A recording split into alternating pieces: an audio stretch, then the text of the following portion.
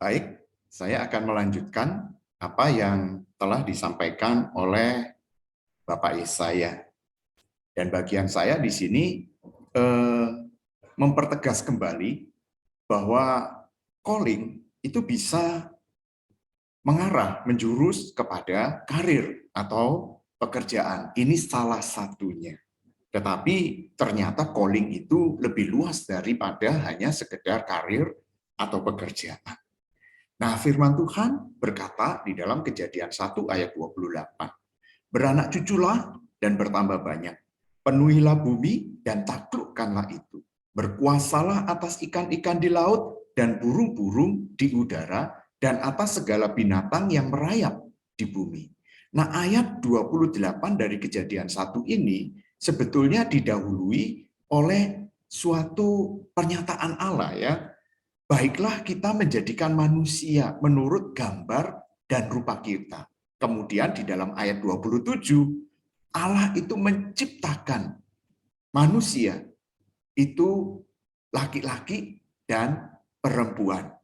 Allah memberkati mereka, lalu Allah menyampaikan mandat atau panggilannya di dalam ayat 28. Jadi di dalam Kejadian 1 ini jelas sekali bahwa Tuhanlah yang menciptakan manusia itu laki-laki dan perempuan. Lalu Tuhan memberkati mereka. Dan setelah Tuhan memberkati mereka, Tuhan memanggil manusia untuk menjadikan manusia itu rekan sekerjanya. Di ayat 28 tadi ada dua panggilan Allah, yaitu yang kita kenal dengan mandat. Yang pertama adalah mandat budaya, dan yang kedua adalah mandat karya. Di mana di dalam mandat budaya ini, manusia akan berjumpa dengan pasangan hidupnya. Lalu mereka akan membentuk suatu keluarga. Dan di dalam keluarga itulah mereka nanti akhirnya beranak cucu. Kenapa demikian? Karena mereka diperintahkan oleh Allah untuk beranak cucu dan bertambah banyak.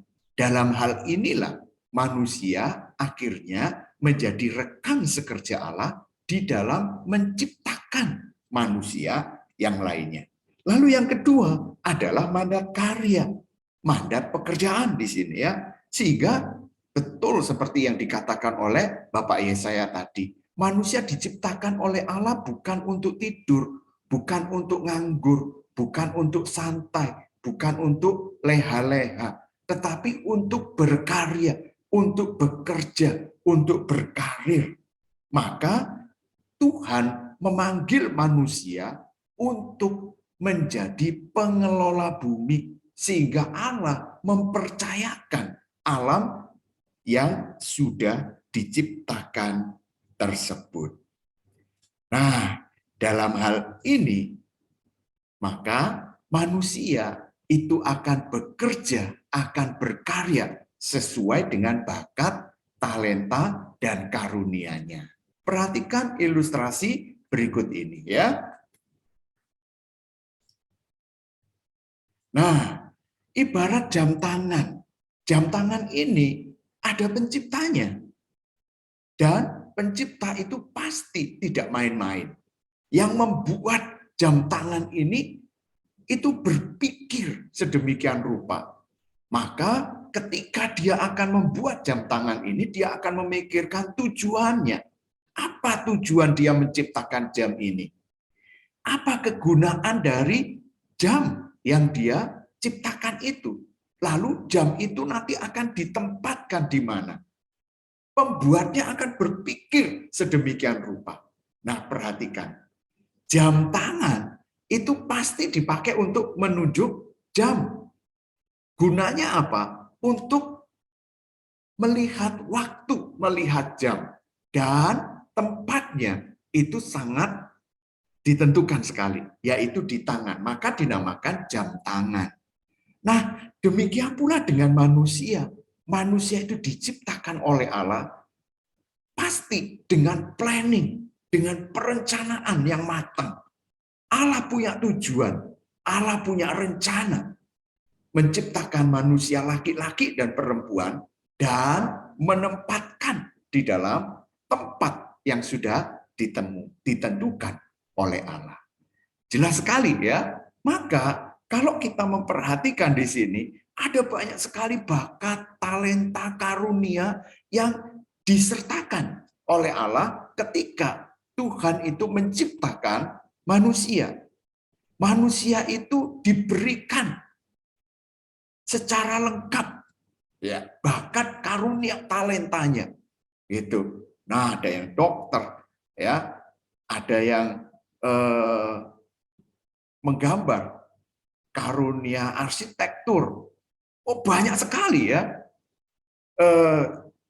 jenis-jenis pekerjaan yang ada di dalamnya. Tentu ini sesuai dengan desain Allah. Nah, masalahnya adalah bagaimana menentukan panggilan atau karir atau pekerjaan.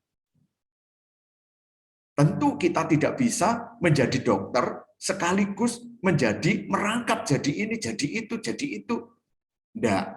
Masing-masing kita itu mempunyai mempunyai kekhususan lebih-lebih di dalam zaman kita yang sekarang ini. Ya.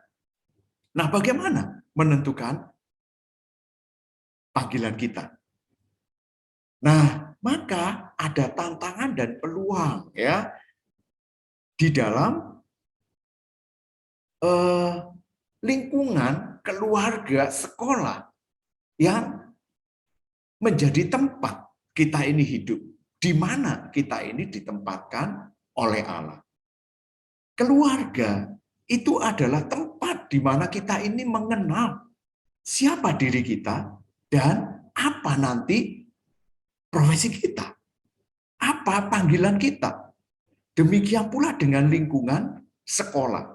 Nah, sebetulnya keluarga, lingkungan sekolah itu adalah peluang bagi kita untuk menemukan karir kita. Tetapi di dalam kondisi keberdosaan atau kejatuhan manusia ke dalam dosa, tidak semua keluarga, lingkungan, dan sekolah tempat kita ini hidup dan belajar itu menjadi peluang yang membantu kita untuk menemukan karir.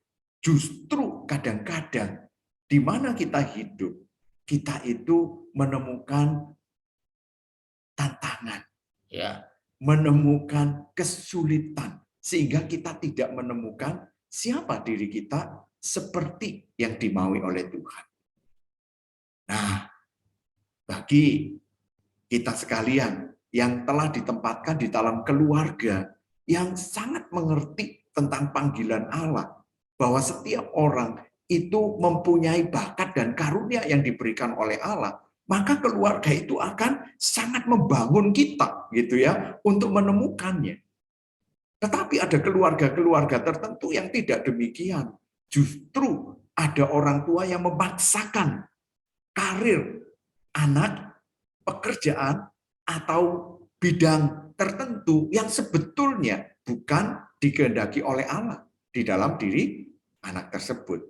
Lebih-lebih kalau kita hidup di tengah-tengah lingkungan yang sangat abusive ya, sangat memberikan tekanan di dalam diri kita. Apakah itu tekanan di dalam verbal ya, oh kita ini dibully gitu loh ya. Wah, itu tentu akan membuat kita ini menyimpang ya, sehingga kita tidak bisa menemukan diri kita sendiri. Nah, bersyukurlah kita sekolah di tempat yang baik ini ya, sekolah yang ditempatkan ini baik ya, sehingga menolong kita akhirnya dengan misalnya acara seperti ini, webinar ini, menolong kita untuk menemukan apa sih bakat dan karunia yang Tuhan berikan kepada kita, sehingga kita tidak menyimpang ke kiri dan menyimpang ke kanan gitu loh ya.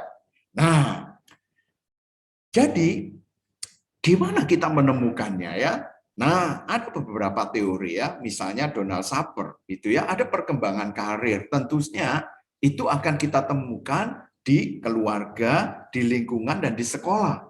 Sampai akhirnya kita menemukan siapa diri kita. Nah, menurut Saper, itu perkembangan karir kita. Itu ada beberapa tahap ya. Dari pengembangan, itu usia 0 sampai 15 tahun, lalu eksplorasi 16 sampai 24 tahun, lalu pemantapan 25 sampai 44 tahun, lalu pemeliharaan 44 sampai 65 tahun, dan kemunduran 65 tahun. Tentu sebagian dari kita, yaitu teman-teman yang SMP, itu tentu sebagian di pengembangan, dan sebagian lagi itu eksplorasi. Nah, di bagian pengembangan itu masih cita-cita. Ya, cita-cita bagaimana kita ini bermain peran, kita ini mempunyai keinginan, kerinduan, dan kita akhirnya mulai mencoba untuk mengetahui ya karir-karir gitu ya, atau peran-peran di lingkungan kita. Nah, kita coba untuk mengenali itu. Nah, setelah tahu, kemudian sampai pada usia 16-24, menurut Saper, kita mulai mengeksplorasi ya, saya itu cocoknya di mana, begitu loh ya, cocoknya di mana. Kita mulai mengeksplorasi, dan sampai akhirnya kita menemukan, oh saya cocok bidang ini sesuai dengan sesuatu yang saya senangi, minat yang saya minati, dan itu sesuai dengan kemampuan saya. Dan kita mulai mengeksplor pada bidang-bidang tertentu saja. Dan sampai akhirnya mengerucut pada hanya satu atau dua. Kita mulai menentukan. Baru kemudian pemantapan, di situ kita mulai tidak goyang. Ya, kalau eksplorasi mungkin idealis, tetapi pada waktu pemantapan kita sudah mulai sedikit lebih pasti apa panggilan kita ini. Nah, berbeda dengan Saper, Greensburg dan teman-teman ya, itu mengkategorikan perkembangan karir itu menjadi 3 bagian ya, yaitu tahap fantasi, tahap tentatif, dan tahap realistis. Tahap fantasi itu 0 sampai 11 tahun, tentu ini adalah dunia sekolah dasar, SD. Lalu masuk ke tentatif, ini adalah dunia SMP dan SMA, kita banget ini ya, tentatif ini ya. Lalu realistis ya. Nah, pada waktu fantasi, nah ini masih dunia peran ya, bermain peran, bercita-cita, cita-citamu apa gitu ya, mau jadi dokter, mau jadi penerbang pesawat gitu ya, penerbang pilot begitu loh ya. Yang ditayang lagi, oh mau jadi apa? Jadi olahragawan, pemain sepak bola, pemain bulu tangkis. Wah, masih banyak sekali gitu ya. Dan ada orang yang ngomong, wah saya mau jadi YouTuber yang terkenal. Wah ya, ini cita-cita. Tapi kemudian masuk tentatif, nah ini berbeda lagi ya. Di sini mereka sudah mulai sedikit realistis, sedikit belum realistis. Tetapi tahap tentatif ini adalah sangat idealis sekali. Lebih tinggi dari fantasi. Kalau fantasi itu nggak ngerti apa-apa, tetapi wah mencoba untuk memahami begitu ya. Tapi kalau ini sudah mulai idealis, sesuatu yang ada yang disenangi begitu. Nah, kita coba lebih eksplor dari tahap tentatif ini ya, karena ini adalah usia kita. Nah, maka di dalam tentatif ini, Ginsberg dan teman-teman itu membagi menjadi 4 ya. Tahap minat, tahap kapasitas, tahap nilai, dan tahap transisi. Tahap minat itu usia 11 sampai 12 tahun. Di mana dasar pemikiran mereka adalah minat. Apa yang saya minati? Apa yang saya minati itu adalah apa yang saya sukai. Jadi minat itu berdasarkan kesukaan. Dasarnya adalah minat, gitu ya. Wah, dia mulai minat dengan pekerjaan-pekerjaan tertentu, dan dia mulai mengeksplor itu. Gitu. Nah, setelah dieksplor, dia mulai sedikit tahu, dan kemudian mulai melihat dirinya. Wah, ternyata apa yang saya minati itu belum tentu menjadi sesuai dengan kemampuan saya, gitu ya. Ternyata saya suka, tetapi saya nggak mampu, bisa terjadi. Maka kemudian di usia 13 sampai 14 tahun, mereka mulai sedikit realistis begitu loh ya. Mulai melihat, wah ternyata ada bidang-bidang yang saya sukai ini cocok dengan kemampuan saya. Wah, jadi dia bukan hanya suka, tetapi juga mampu. Dia mulai mencoba-coba begitu loh ya, lebih bukan hanya memahami gitu loh ya. Wah, suka tetapi juga mampu. Wah, senang sekali dia ya. Nah, sudah minat, senang, mampu lagi gitu ya. Nah, ini di dalam tahap kapasitas gitu ya. Maka dia mulai menjuruskan pekerjaan itu sesuai dengan kemampuannya. Tapi di usia 15-16 tahun, menurut Greensberg dan kawan-kawan, minat, kesukaan, dan kemampuan ini ditambah lagi variabel yang lain, yaitu apa? Yang paling dihargai di masyarakat. Ternyata kemampuan ini belum tentu laku di pasaran. Mana yang paling ngetren gitu ya? Mana yang menghasilkan sesuatu yang bernilai gitu, yang dihargai. Maka dia mulai mencocokkan minat yang disukai, yang sesuai dengan kemampuannya, tetapi juga sangat bernilai di tengah-tengah masyarakat. Maka dia mulai mempelajari, mulai menimbang, mulai berpikir gitu ya. Minat, kapasitas, nilai. Nah, ini akhirnya mengerucut ya ketika dia usia 17 sampai 18 tahun pada masa transisi. Dia berani membuat planning. Kalau saya mengambil ini, maka jalannya gimana? Kalau saya mengambil planning A, plan A, maka minatnya sesuai, kemampuannya sesuai, nilainya nanti, wah luar biasa. Plan B gimana? Wah dia mulai menimbang-nimbang. Ini adalah masa transisi.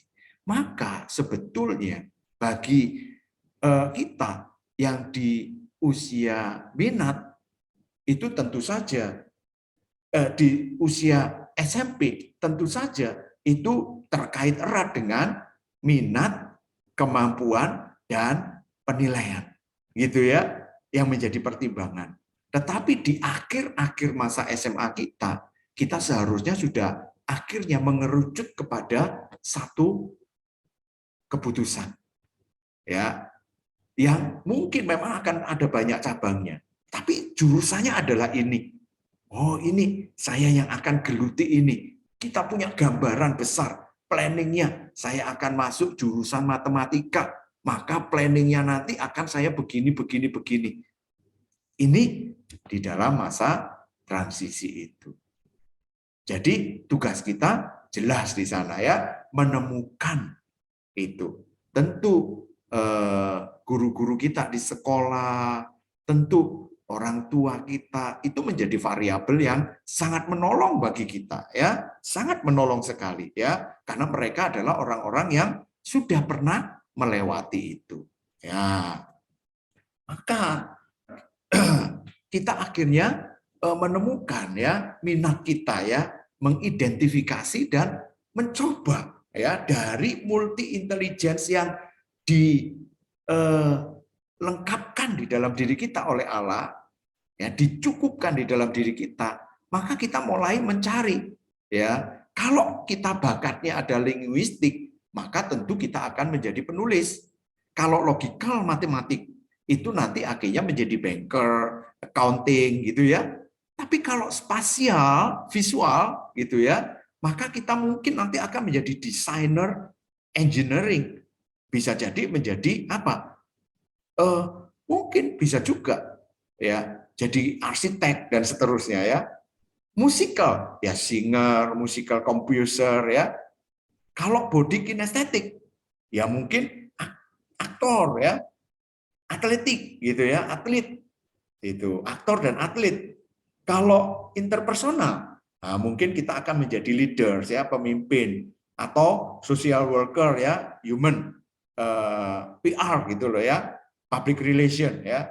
Atau kalau interpersonal itu ya terkait dengan pelayanan dan apa? Filosofer ya, filosofer. Nah, kalau eksistensial misalnya spiritual leaders. Nah, di mana minat dan bakat kita? Justru pada waktu SMP, pada waktu SMA, itu adalah waktu kita untuk mengeksplor. Nah, kita tidak bisa berbicara secara detail. Mungkin nanti lain kali kita akan mencoba lebih detail ya. Jadi, selamat mengeksplorasi dan menemukan panggilan Tuhan di dalam kehidupan kita. Selamat menemukan dan menekuni. Kiranya Tuhan menolong dan memberkati kita.